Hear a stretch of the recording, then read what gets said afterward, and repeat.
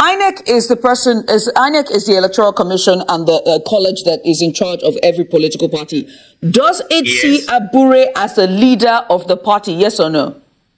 Let me educate you. The question is a yes or no question. It's a yes or no question. Does it see? It's not about. No, Monday. I am going somewhere. Monday. I am going somewhere. Okay. No. Fantastic. No.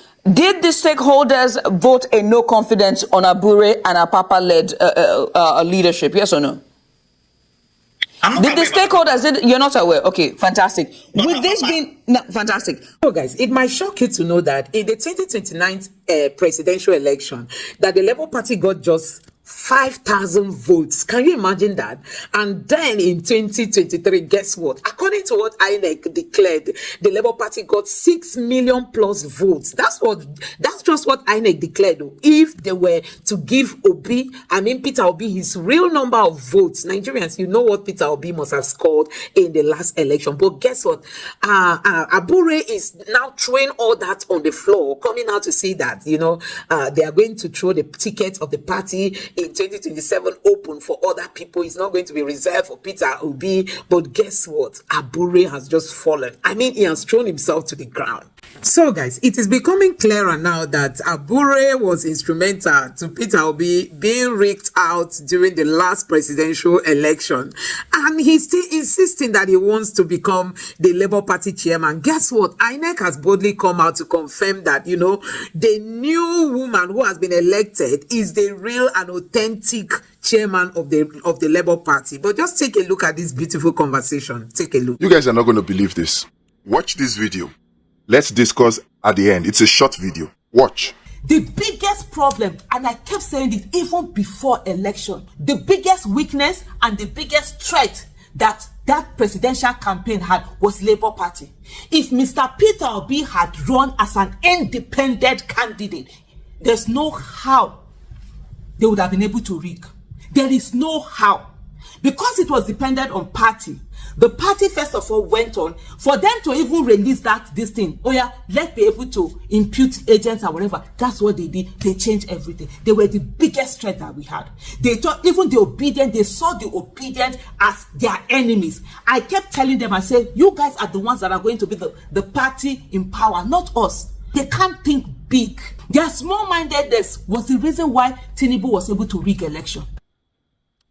When I said something similar to this about 3 weeks ago, it was greeted with some very serious dragging. They dragged me. But thank God for some of you out there who actually also came out to defend me. But the truth of the matter is that coming from Aisha Yusufu saying this, it has a lot of meaning and a lot of connotation. Number one, I have said it from the beginning that yes, INEC contributed, Tinubu contributed, the judiciary contributed, APC contributed, but they couldn't have successfully rigged out Peter Obi if the main determining factor did not work against Peter Obi. And what is the main determining factor? You heard it. Labour Party, Abure. Number one, they were hoarding the polling unit result agent list. They were hoarding it. Aisha Yusufu, I was responsible for polling unit agents. 130-something thousand polling unit agents. There is a statement that Mr. Abure made that they had made the polling unit agent list available. That's a lie. It took a long time. I think we got it like 24 hours before. Even the people that were going to do training, when they kept asking, it was back and forth, back and forth, back and forth. The party didn't want to release those polling unit agents list. You kept asking for it, you kept asking for it, you kept asking for it. So they didn't release it until 24 hours before election day. And guess what? When it was election day and it was time to pay, it was discovered that they were fictitious names, fake names. After they finally gave us the party agents list, they didn't give us the list on time. I think it was 24 hours to the election that they finally gave us the list. On the day of election, we had set up everything. We started paying the polling unit agents. Then something was amiss. So we now, randomly, let's call some of the numbers that we had. We're calling numbers. You will call someone, maybe the name is male, a female is answering, or is female, a male is answering, and they're asking you, they don't know what you're talking about. What polling unit agent, what this, what's that? It was like something, it was like magic. And immediately I said to my team, I said, stop payment. Yes, I did. I said something fishy is happening.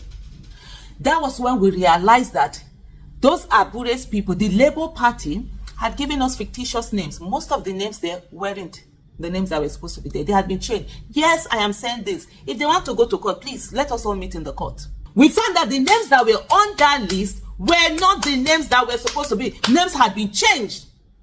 Mind you, they were obedient, that were willing to be agents free of charge. They didn't want to get paid.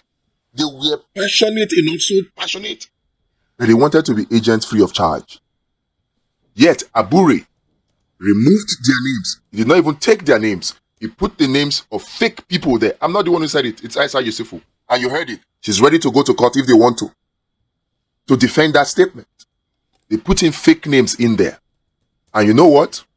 In fact, I said it a year ago. I did about 7 different videos on this channel saying that polling unit agent. In fact, in one of the videos, I said we need 3 polling unit agents per polling unit.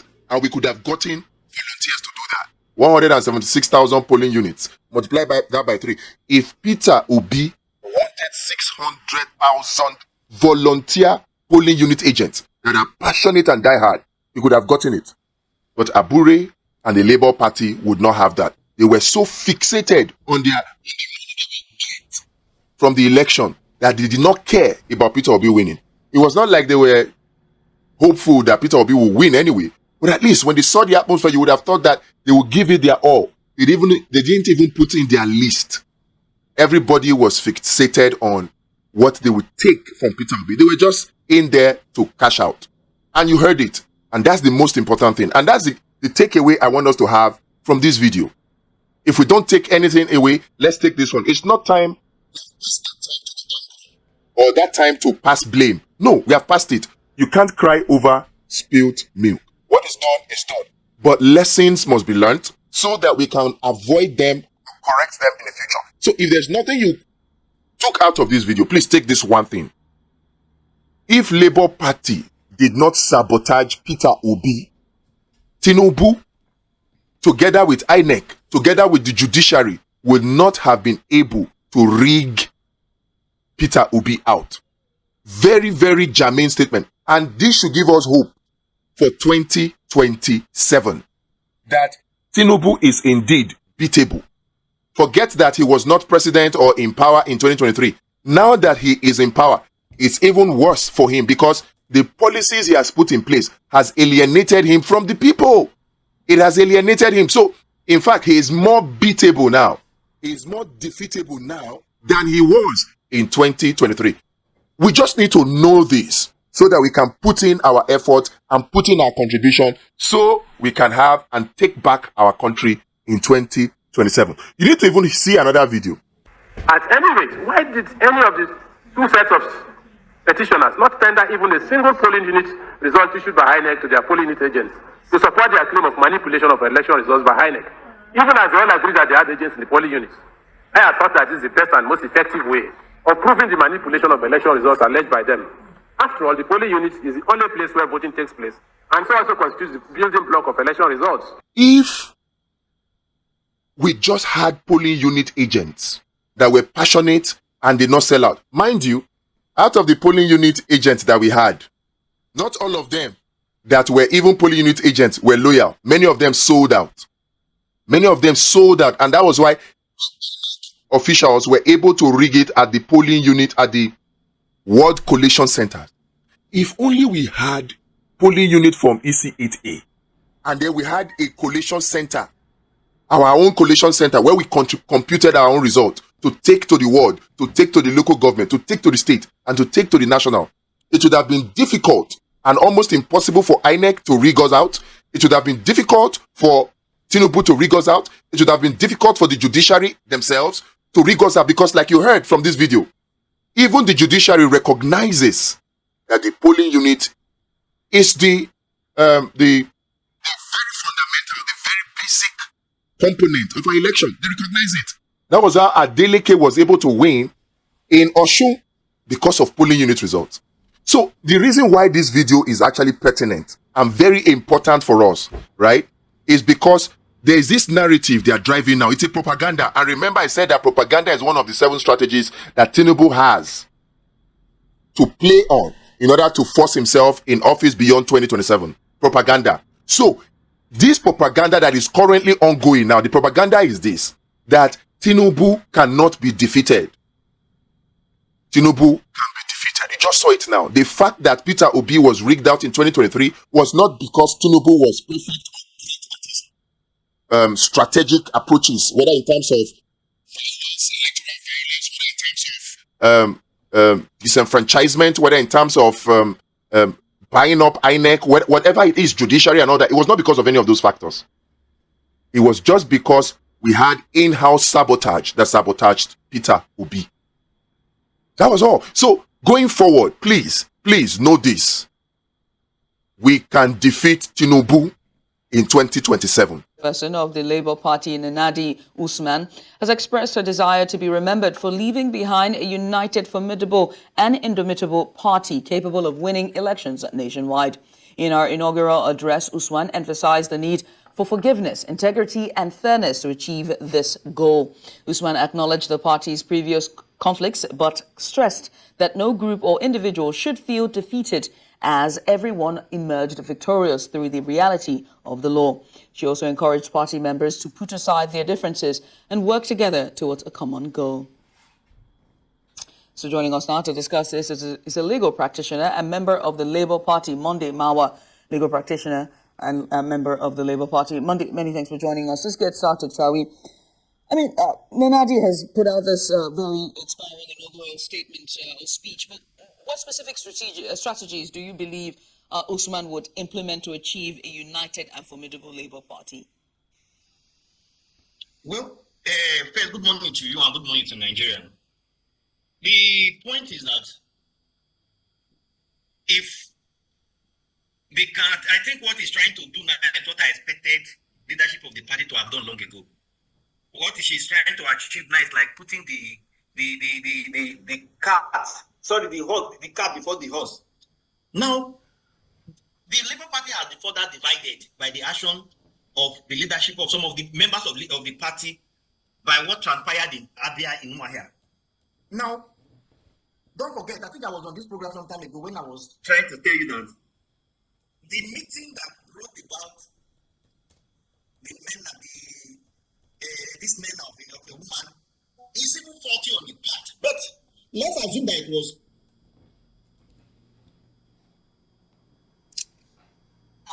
Mawa there. He is a legal practitioner, a member of the Labour Party. We seem to be losing him there with the network there. We're going to be talking on...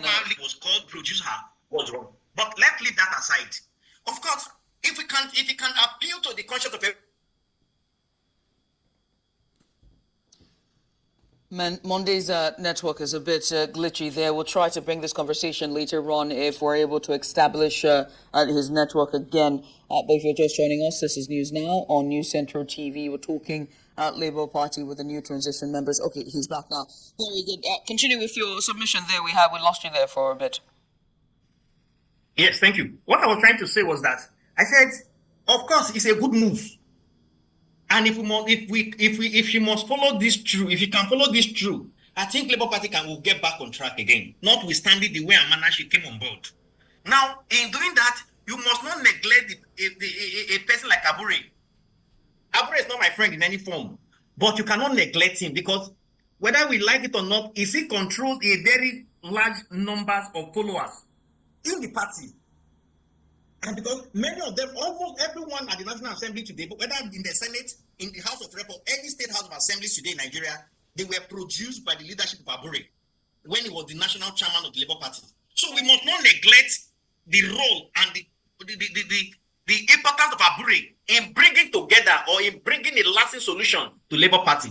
That is on the part of Abure. Then you must also not forget the person of Alhaji Lamidi Apapa, who was widely criticized by Nigerians as being used by APC when he was criticizing Abure's decision and some other members of the high members of the party when they conspired to send him packing in an illegal manner. We must not forget to also bring that man on the table of discussion. We must also not forget there is another man called Kalitus, who was the man that ought to be the national chairman of the party when Haji Abdul Salam, our former national chairman, died in 2020. Because at that particular point in time, Kalitus was the deputy national chairman of Labour Party, while Abure was the national secretary of the party. So we must also bring in Kalitus. So all of these persons laying claim to the chairmanship position of the Labour Party must not be neglected if we must bring about lasting solution. So no matter how you perceive that they are very infinitesimal or how you feel they are not important, as far as leadership matter is concerned, they still control some significant numbers of people or followers within the party. So we must bring all of them together and apologize particularly to Alaji Lamidis Apapa, because he was stoned, Monday. He was beaten, he was insulted, that he was insulting Abure. Monday, if you let me, Monday, it's very interesting. Can you just let me stir this conversation and be the moderator here? Thank you. You are calling all these persons who the stakeholders have put a vote of no confidence on them. That's one. Two, does the INEC see Abure as a leader of the party?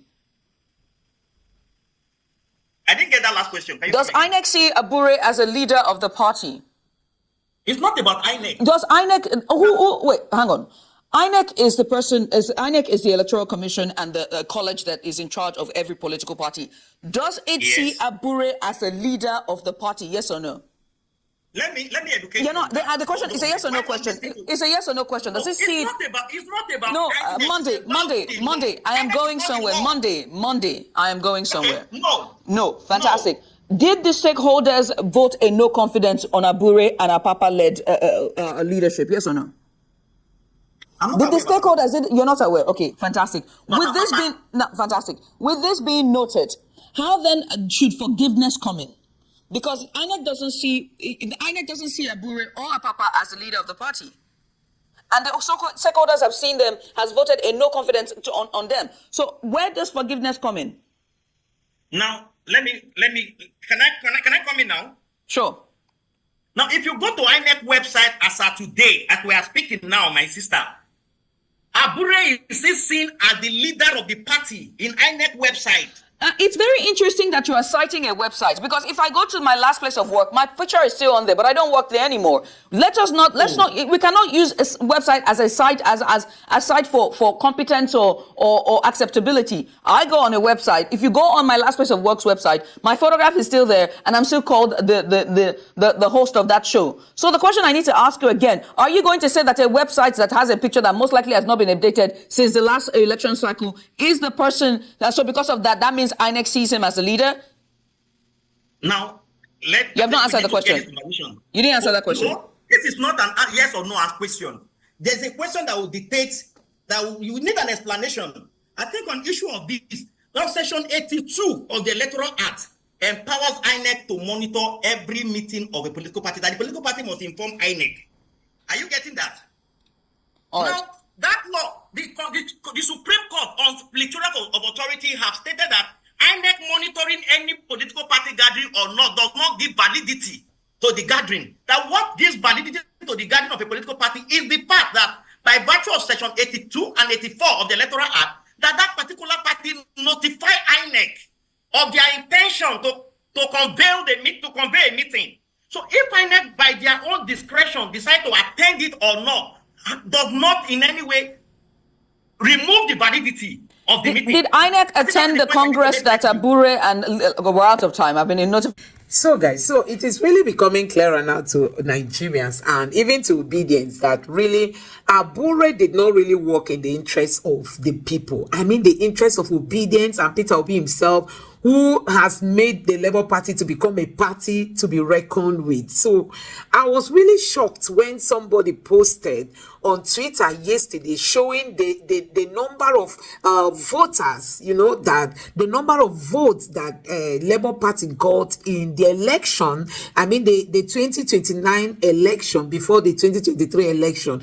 Guess what? The Labour Party got just 5,000 votes The Labour Party got 5,000 votes. So you can see what Peter Obi did for the Labour Party. But still, the ungrateful Abure and Lamide Apapa and Arabambi and the rest of them, they are so ungrateful, they are so ungrateful. They are not appreciating what Peter Obi did for them in the last election. And that is why they are doing everything to kick him out. Who knows, they've got a better bidder. I mean, somebody who is going to offer them better pay, because Peter Obi is not giving shishi. They've got somebody who wants to give them money or what. I can't really understand. That is why they are saying, oh, we are going to throw the ticket open. Anyway, if they throw the ticket open, they should expect to get just 5,000 votes, in the next election, because obedience will not be there to vote for the Labour Party. I mean, even those who are registered in the Labour Party will be ready to deregister, go away from that party, because Peter Obi is the only one who gave them, that publicity, in the last election, and they are trying to ignore all that to tell Peter Obi that they are going to throw the ticket open for others. Anyway, Abure, he's just trying to end his own political career. Let me know what you think about this in the comment section below. Please don't forget to subscribe to the channel and turn on the notification bell. Thank you.